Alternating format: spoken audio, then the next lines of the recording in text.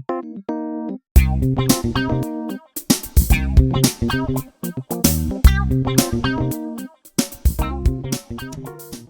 मित्र, जय मसीह की।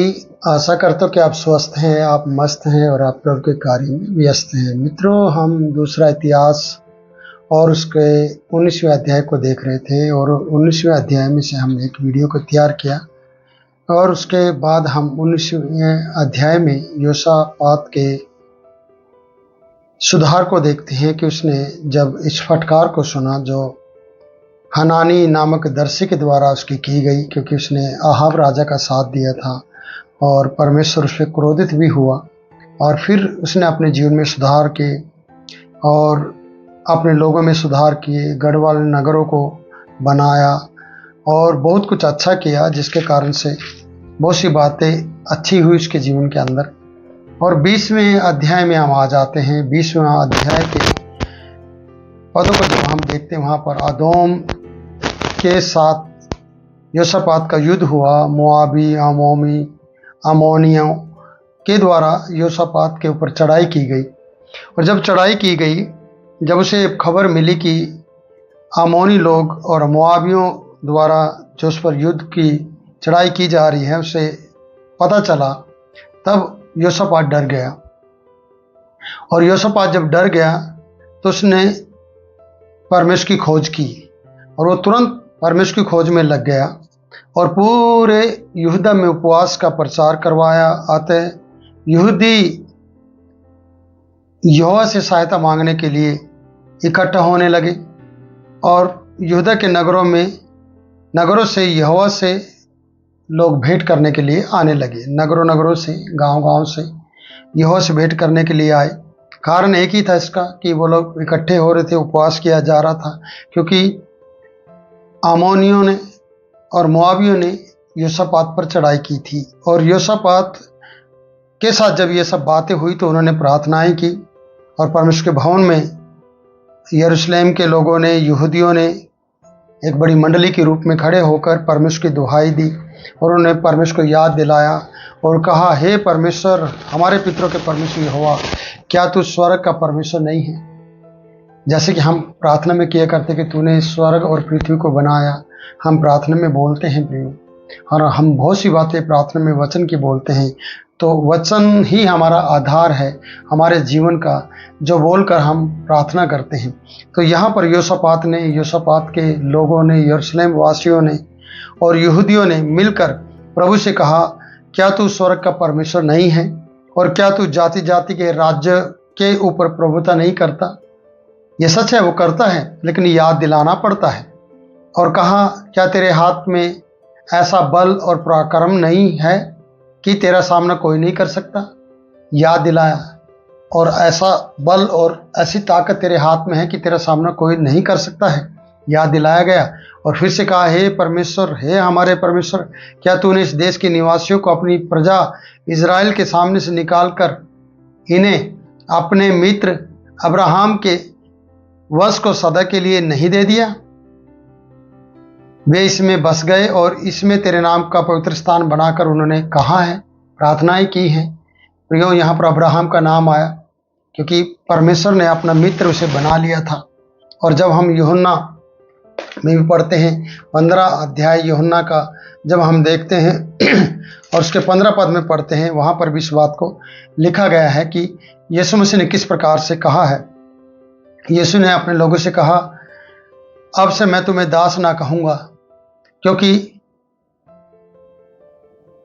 वचन में लिखा है, क्योंकि दास नहीं जानता कि उसका स्वामी क्या करता है, परंतु मैंने तुम्हें मित्र कहा है, क्योंकि मैंने जो बातें अपने पिता से सुनी तुम्हें कह दी हैं।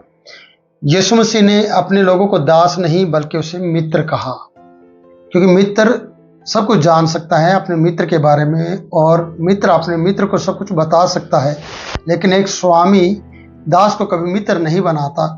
लेकिन यहाँ परमेश्वर ने अब्राहम को मित्र बनाया और फिर से योशापात ने और यरूशलेम वासी और यहूदियों ने परमेश्वर को याद दिलाया कि अपने मित्र अब्राहम को याद कर, अब्राहम के वंश को याद कर, क्या तूने उसे सदा के लिए नहीं दिया? हम उसके वंश हैं और हमें आपने सदा के लिए नहीं लिया। तो ये सब बातें परमेश्वर को याद दिलाई गई, क्योंकि एक ही कारण था, इनके ऊपर बड़ा संकट आ गया था और आमोनियों ने इन्हें घेर लिया था। आमोनी इनके पास आ रहे थे और वचन बता रहा है कि उन्होंने अनगदी में तक उनका पीछा कर लिया था और वो पहुंचने ही वाले थे और वहां तक वो पहुंच गए थे। यहाँ पर एक बड़ा नाम दिया गया है, हसा सोनता मार, जिसे अनगदी भी कहते हैं। वहां तक ये सेना पहुंच गई थी और उसी दौरान इन्होंने परमेश्वर को मनाया, परमेश्वर को ये सारी बातें कही और बहुत सी बातें कहकर परमेश्वर को कहा, यदि तलवार या मरी अथवा अकाल या फिर कोई विपत्ति हम पर पड़े तो भी इसी भवन के सामने हम तेरे नाम को जो इस भवन में बसा है खड़े होकर अपने क्लेश के कारण तेरी दुहाई देंगे। तेरा जो भवन बनाया गया है इसके सामने खड़े होकर, चाहे तलवार हो, चाहे अकाल हो, चाहे परेशानी हो, चाहे दुख हो या संकट हो, ऐसे में हम तेरे सामने, तेरे भवन के सामने आकर क्या करेंगे, दुहाई देंगे और तू सुनकर बचा लेगा। और इस तरीके से उन्होंने परमेश्वर के सामने प्रार्थना की है। तो प्रियो, आपको भी अपने जीवन में जब भी संकट में आप पड़े दिखो या आपको आप संकट में घेरे जाओ या संकट आपको आकर घेर ले, तब आपको इस तरीके की प्रार्थना करना है। मैं तो ये कहूँगा, बाइबल के ये अध्याय आपको पढ़ने की जरूरत है कि किस तरीके से इन लोगों ने प्रार्थनाएं की हैं। जब प्रियो बहुत इस अध्याय को हम आगे पढ़ेंगे कि इनकी प्रार्थनाओं के द्वारा क्या कुछ परमेश्वर कर सकता है और परमेश्वर ने क्या कुछ किया है, वो हम अगली वीडियो में देखेंगे। लेकिन हम थोड़ा सा और आगे बढ़ते हैं कि वो प्रार्थना करते ही जा रहे हैं और हम देखते हैं कि आमोनी, मोआबी, सईर पहाड़ी देश के लोग जिन पर तूने इजराइल और मिस्र के देश से आते समय चढ़ाई करने ना दिया और वे उनकी ओर से मुड़ गए, उनका विनाश ना किया। परमेश्वर तब भी बचाया था और आज भी बचाने के लिए तैयार है। इसलिए कह रहे हैं, देख वे ही लोग तेरे हुए अधिकार के इस देश में जिसका अधिकार तूने हमें दिया है, हमको निकाल कर वैसा हम बदला हमें दे रहे हैं कि तूने उन्हें निकाल दिया था, फिर वो हमें फिर से वो बदला दे रहे हैं। और आगे लिखा है, हे हमारे परमेश्वर, क्या तू न्याय ना करेगा? जो बड़ी भीड़ हम पर चढ़ाई कर रही है उसके सामने हमारा तो बस नहीं चलता। वाह, क्या बात है प्रियो! जो बड़ी भीड़ हमारा सामना कर रही है, जिसके सामने हम हैं, उसके सामने हमारा तो बस नहीं चलता है। इन्होंने हार मान ली है, सरेंडर कर दिया है, अपने आप को परमेश्वर के सामने रख दिया है और हमें कुछ नहीं सूझ रहा है। ये भी कह रहे हैं कि हमारा बस नहीं चलता, हमें कुछ नहीं सूझता कि हमें क्या करना चाहिए, हमें समझ में नहीं आ रहा है, परंतु हमारी आंखें तेरी ओर लगी है। भजन संहिता 121 इस प्रकार से कहता है, मैं अपनी आंखें पर्वतों की ओर लगाऊंगा, मेरी सहायता कहाँ से मिलेगी। भजन संहिता एक जगह और पढ़ते हैं 20 में, संकट के दिन मैंने यहोवा को पुकारा और उसने मेरी सुन ली। तो प्रिय, यहाँ पर इस वचन को देखा जाता है कि हमारी आंखें तो तेरी ओर लगी हैं, हमें कुछ समझ में नहीं आ रहा है, हमारा बस भी नहीं चलता है, हमें कुछ सोचता भी नहीं है। तो परमेश्वर हमारी सहायता कर, हमारी आंखें तेरी ओर लगी हैं। मैं आपसे यही कहना चाहता हूँ, क्या सचमुच में ऐसे संकट में, ऐसी शत्रु के द्वारा जब आप घेरे जाए या घिर जाए, तब आप किस तरीके की प्रार्थना करते हैं? क्या आप अपने चाचा ताई की तरफ भागते हैं या अपने रिश्तेदारों की तरफ भागना शुरू कर देते हैं या साहूकार या किसी पैसे वाले के पास जाकर आप मदद पाना चाहते हैं? क्या आप सारी मदद को छोड़कर, सारे लोगों को छोड़कर सच्चे जीवित परमेश्वर के पास जाते हैं और इस तरीके से कहते हैं कि यह जो बड़ी भीड़ है हम पर चढ़ाई करने के लिए आ रही है, उसके सामने हम तो कुछ भी नहीं हैं, हमारा उनके सामने बस नहीं चलता है? क्या आप ऐसा कहते हैं और आप अपनी सूझबूझ को खो देते हैं और आप ऐसा कहना शुरू करते हैं, हमारे आंखें तो तेरी ओर लगी हैं? अगर आप इस तरीके की प्रार्थना करते हैं तो सचमुच में परमेश्वर आपकी सुधि लेगा और परमेश्वर आपकी सुनेगा। इसलिए यहाँ पर अब्राहम को याद कर दिया गया और लोगों को बताया गया, परमेश्वर को याद दिलाया गया कि जो स्वर्ग और पृथ्वी का परमेश्वर है, तूने पिछले दिनों में हमें बचाया था और आज भी तू बचा सकता है, इसलिए हमारे आंखें तेरी ओर लगी हैं। और यहाँ पर बहुत सी बातें बताई गई हैं कि तभी परमेश्वर को सलूशन करता है और परमेश्वर उनकी सुधि लेता है। लेकिन सब यहूदी अपने बाल बच्चों, स्त्रियों और पुत्रों समेत यहोवा के सन्मुख खड़े रहे। ये नहीं कि आप ही जाएं, आपके बाल बच्चे, आपके परिवार, आपका पूरा घराना परमेश्वर के सामने जाए और यहाँ पर ये सब लोग गए। तब वहाँ पर एक याजक है, याजक इन्हें संदेश देता है और कहता है, एजियल करके एक लेवी जो जकरे का पुत्र है, बनाया का पोता और मैतिया के पुत्र येल का परपोता है, उसने मंडली के बीच यहोवा का आत्मा उसमें समाया और उसने इस प्रकार से कहा। वह कहने लगा, हे सब यहूदियों और हे यरूशलेम के रहने वालों, हे राजा योशापात, तुम सब ध्यान दो, यहोवा तुमसे यूं कहता है, इस बड़ी भीड़ से मत डरो। प्रियो, जब आप प्रार्थना कर रहे होंगे आपके पास संदेश जरूर आएगा, चाहे वो याजक के द्वारा आए, पासवान के द्वारा आए, या फिर वचन के द्वारा पढ़ने के द्वारा आपको तसल्ली दी जाएगी। और यहाँ पर एक नबी के द्वारा इनके पास वचन पहुंचा और वो कहता है, इस बड़ी भीड़ से तुम मत डरो और तुम्हारा मन कच्चा ना हो, क्योंकि युद्ध तुम्हारा नहीं परमेश्वर का है।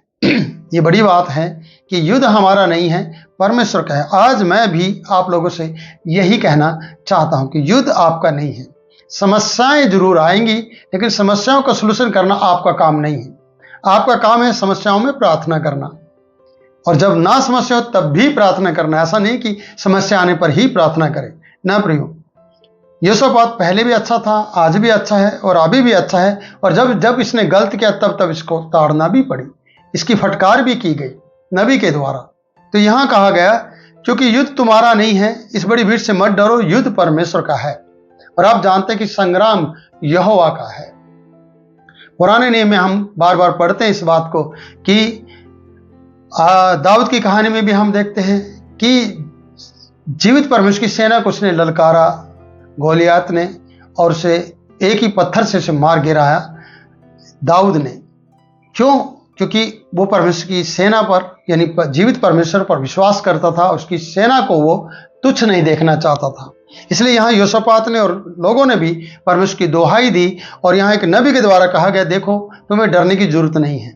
क्यों? क्योंकि तुम प्रार्थना कर रहे हो, तुम परमेश्वर से मदद पा रहे हो, तुम अपनी ताकत और अपने दिलो दिमाग से नहीं चल रहे हो, और तुमने परमेश्वर को याद दिलाया कि पिछले दिनों में फलाने समय में परमेश्वर ने आपकी सहायता की।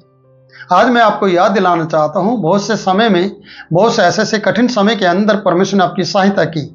अगर आपको वो बातें याद हैं, जब आपके ऊपर संकट आता तो वो बातें परमेश्वर को याद दिलाएं, और याद दिलाएं कि परमेश्वर तूने पिछले दिनों में मुझे संकट से बचाया था, और आज फिर से मैं संकट में गिर गई हूं। परमेश्वर मुझ पर भी दया करो और मुझे छुड़ा, और परमेश्वर आपकी सहायता करेगा। जैसे किसी नबी ने कहा, डरने की जरूरत नहीं है इस बड़ी भीड़ से, तुम्हारा मन कच्चा भी ना हो।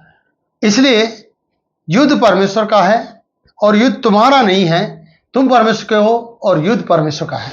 याद रखें, मैं आपसे कहना चाहता हूं, वचन भी यही बता रहा है, क्योंकि युद्ध तुम्हारा नहीं है इसलिए तुम्हें डरने की जरूरत नहीं है। तुम्हारा मन कच्चा ना हो, क्योंकि युद्ध परमेश्वर का है। तुम परमेश्वर के हो तो युद्ध भी परमेश्वर का है। प्रियो, अगर कोई तुम्हारा शत्रु है तो शत्रु परमेश्वर का भी है, क्योंकि परमेश्वर तुम्हारा है और तुम परमेश्वर के हो। इसलिए यीशु मसीह भी कहता है, ये अब्राहम की खोई हुई भेड़ है। हम जब लूका की किताब में पढ़ते हैं, जक्कई की कहानी को पढ़ते हैं, तो वहां पर इसी बात को लिखा जाता है या पढ़ने में आता है कि यह भी तो अब्राहम की खोई हुई भेड़ों में से एक भेड़ है जिसे ढूंढने के लिए मैं आया हूं। फिर यीशु मसीह यह भी कहता है, वैद्य भले चंगों के लिए नहीं है, बीमारों के लिए है। तो प्रियो, हम सचमुच में बहुत सी बातों में दुखित हैं और पीड़ित हैं, और बहुत से लोगों द्वारा सताए भी जाते हैं, और हमारी समस्याएं दिन प्रतिदिन बढ़ती चली जाती हैं। पर इन समस्याओं का निवारण प्रभु यीशु मसीह के नाम में हो सकता है। अगर आप परमेश्वर के सामने जाएं और परमेश्वर से प्रार्थना करें, जैसे कि यहाँ पर इन लोगों ने प्रार्थनाएं की हैं। जब मोआबियों ने, आमोनियों ने योशापात पर चढ़ाई की, और पूरे यहूदी लोगों ने उपवास के साथ और परमेश्वर का डर मानते हुए प्रार्थना में अपना समय दिया, और अकेलों ने नहीं, वचन बताते हैं कि बाल बच्चे भी यहां पर शामिल हो गए, बुजुर्ग भी यहां पर शामिल हो गए, और इन्होंने प्रार्थनाएं की। और याजक नबी परमेश्वर के द्वारा वचन पाकर कहता है, तुम्हें डरना नहीं है, तुम्हें घबराना नहीं है, तुम डर कर कोई भी गलत काम मत करो, तुम्हें बस देखना है परमेश्वर का युद्ध परमेश्वर का है और तुम परमेश्वर को हो। युद्ध तुम्हारा नहीं है। मैं आज कहना चाहता हूं, समस्या भी ये आती हैं थोड़ी देर के लिए, लेकिन ये तुम्हारी नहीं है। आशीष तुम्हारा हिस्सा है, तुम आशीष के भागीदार हो। आपकी डोरी मनभावने स्थान में पड़ी है, जैसे कि हम भजन संहिता में पढ़ते हैं। प्रियो, मनभावना स्थान परमेश्वर ने आपके लिए चुना है और आपके लिए मनभावनी डोरी से आपके मनभावने स्थान को नाप कर आपको देने के लिए वो तैयार है। पर परमेश्वर आपके द्वारा आपके विश्वास को मांगता है और प्रार्थनाएं जो आप करते हैं उनको देखना चाहता है कि आपने प्रार्थनाओं में क्या मांगा है। अगर आप परमेश्वर को ही डांट फटकार दे रहे हैं, आप परमेश्वर को ही गाली गलौज कर रहे हैं, परमेश्वर को ही ताना मार रहे हैं, परमेश्वर को ही गलत बोल रहे हैं, तो फिर ये गड़बड़ हो जाएगी। इन्होंने परमेश्वर को कुछ भी गलत नहीं बोला, लेकिन परमेश्वर की ताकत को याद दिलाया, परमेश्वर की हिम्मत, परमेश्वर को याद दिलाया कि परमेश्वर आप बड़े बड़े काम करते आए हैं और आज भी करेंगे। और याजक कहता है क्यों नहीं करेगा, युद्ध तुम्हारा नहीं है, युद्ध परमेश्वर का है, संग्राम यहोवा का है। आप भी कह सकते हैं जब आप इस संकट में हो, जब आप कभी किसी परेशानी में पड़े हो, तो आप भी यही बात कह सकते हैं कि युद्ध हमारा नहीं है प्रियो, युद्ध परमेश्वर का है। और आप जब आप बीमार हो तो ये बीमारी मेरी नहीं है, ये बीमारी किसी और की है, और इस बीमारी से छुटकारा देने के लिए मेरा परमेश्वर सामर्थी है। तो परमेश्वर आपको कर्जे से भी छुटकारा देगा, बीमारी से भी छुटकारा देगा, बुरे दुष्ट व्यक्ति से भी छुटकारा देगा और आपकी मदद करेगा। और इस कहानी को हम आगे बढ़ाएंगे और फिर अगली वीडियो में इस कहानी को पूरा करने की कोशिश करेंगे। तो इतना बताया जाता है कि आपकी प्रार्थना क्या कर सकती है। आपकी प्रार्थना आपको आपके शत्रु से बचा सकती है। अगर आप परमेश्वर को याद दिलाएं और सही कार्य करें और उपवास रखें और प्रार्थना करें, तो आपके मार्ग में जो मृत्यु है वो बदल सकती है, शत्रु वापस लौट सकते हैं और परमेश्वर आपकी मदद कर सकता है। तो प्रभु आपको इस वचन के द्वारा, इस वीडियो के माध्यम से बहुतायत से आशीष दे। फिर मिलता हूँ नई बात के साथ। तब तक के लिए आप मेरी वीडियो को लाइक करें, शेयर करें और हमारे लिए प्रार्थना करें और कमेंट लिखकर बताएं कि आपने इस वीडियो के माध्यम से किस प्रकार से आशीष को पाया है। तो प्रभु आपको दुगनी आशीष दे। फिर मिलता हूँ, तब तक के लिए मैं आपसे इजाज़त चाहता हूँ। जय मसीह की।